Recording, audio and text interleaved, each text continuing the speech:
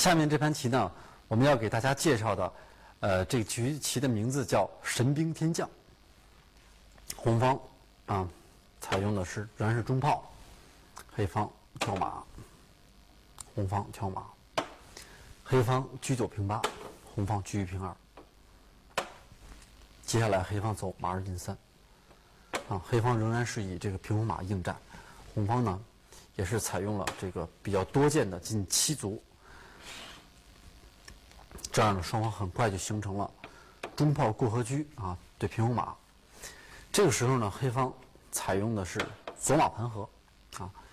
黑方左马盘河呢，也是呢由来已久的这个布局定式之一。黑方跳左马，它的意图呢是为将来这个卒棋进一啊，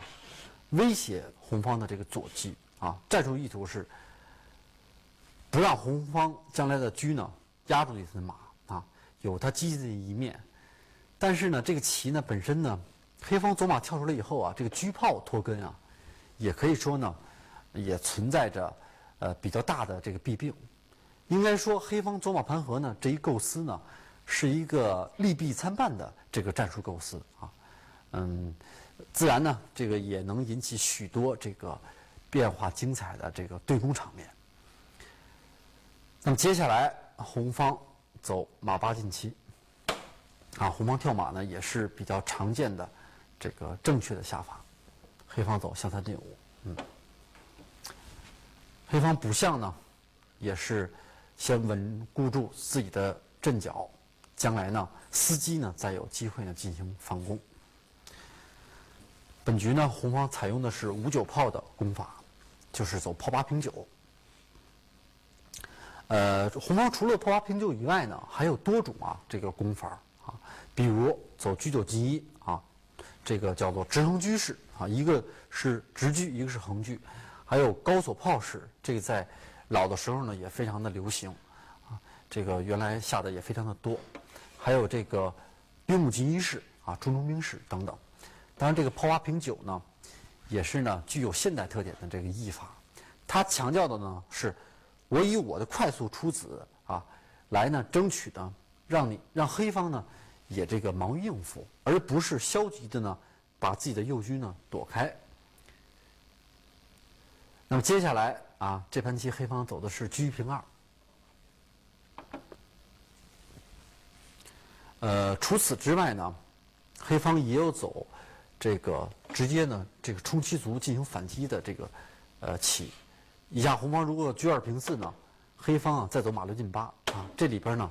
也有呢比较明显的这个战术纠纷啊。双方应该说呢，红方呢还是比较便宜的，但是这里边呢也是有比较这个复杂的变化。当然，红方除了车2平4以外呢，现在呢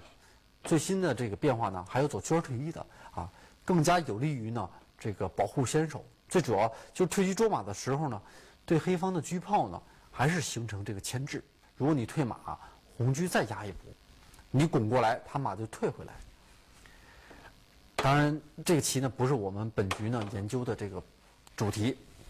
黑方走车1平2之后，红方走车9平8。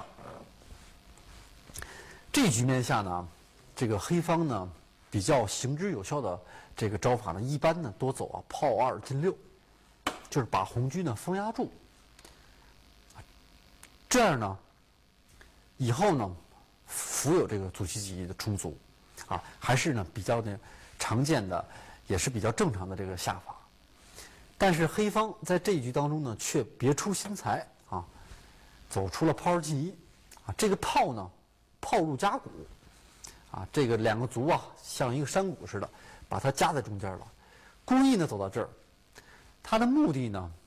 也是比较明显的，就是说，我既生了一步炮啊，防止你这个车8进6了，而且将来呢，我呢对中卒呢起到了一个双层保护作用，啊，黑方的构思呢，可以说呢也有它的好处可言，但是他毕竟呢是一厢情愿，单相思啊，他自以为是。那么红方呢走到这儿呢。他有呢比较严厉的这个手段，也是让黑方呢始料不及的。红方有一招什么棋呢？就是直接走炮9进4。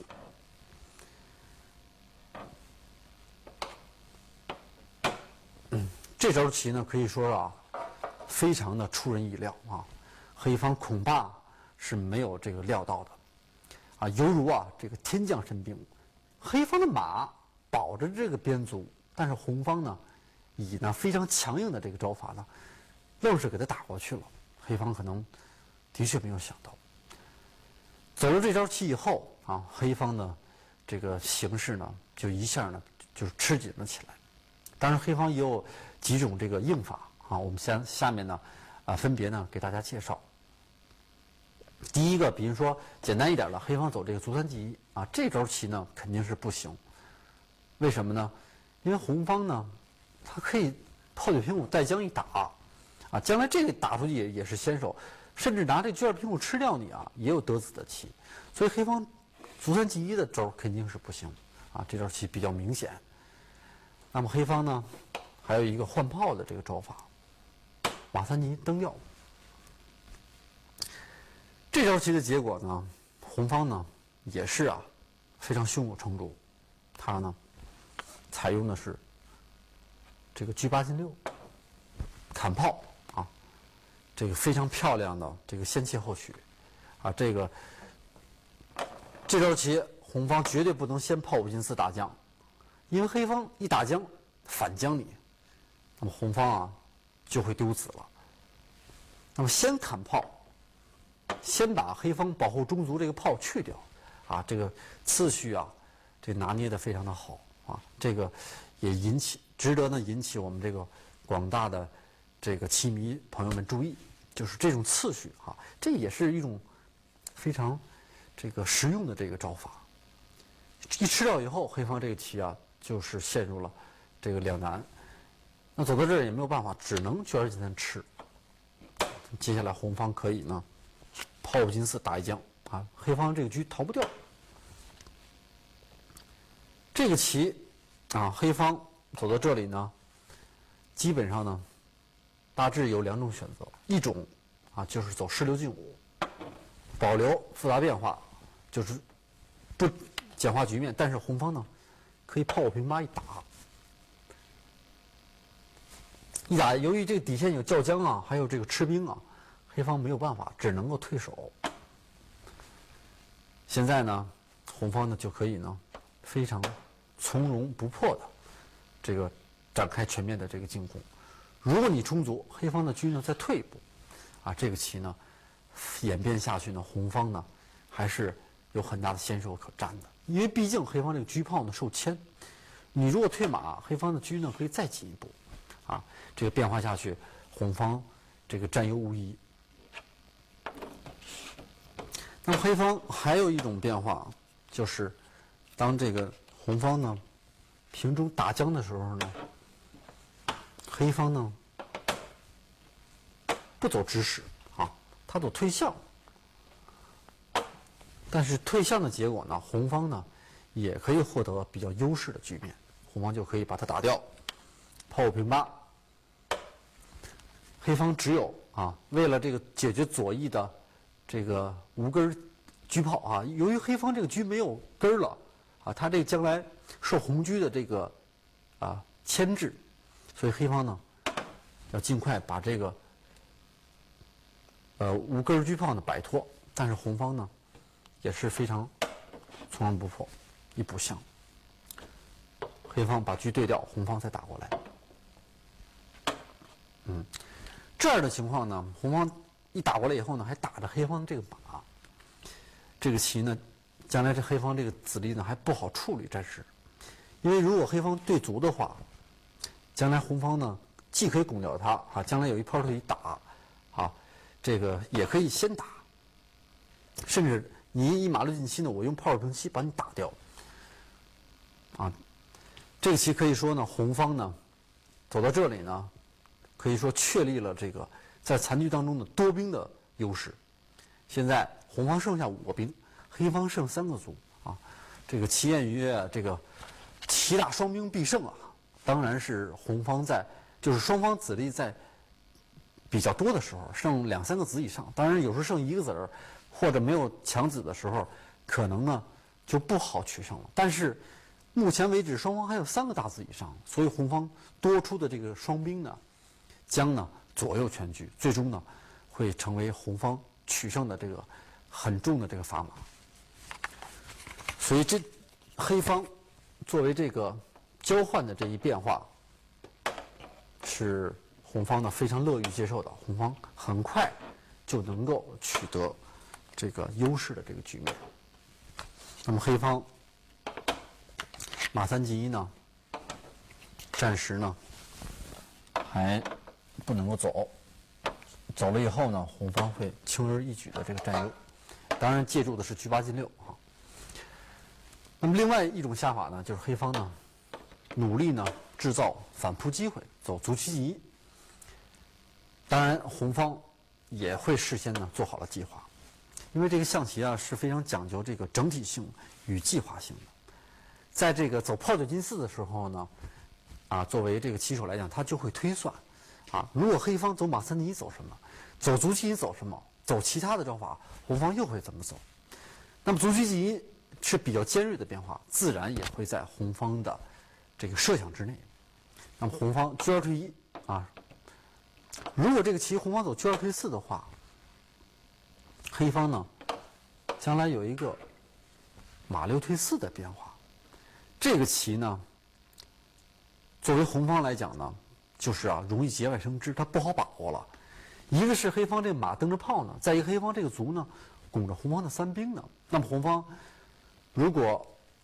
要是下的比较强硬的话，就得弃子谋士了。这样黑方蹬掉炮以后，红方呢打中兵，黑方再补一个士，形成了红方占士，它的位置非常好多兵。但是呢，黑方大子多出了一个这样的2分的局面，应该说是互有顾忌。那互有顾忌的局面呢，应该说黑方呢也可以接受，但是红方呢现在呢有更好的这个招法，所以他就不必